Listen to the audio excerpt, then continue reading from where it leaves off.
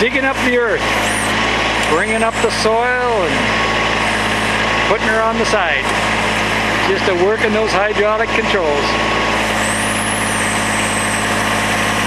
Builder Dwayne, they call him. Whoops, we can't see Dwayne because of the backhoe. There he is. He's stretching it out, dumping it down.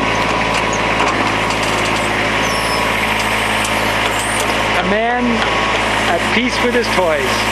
Just loving it.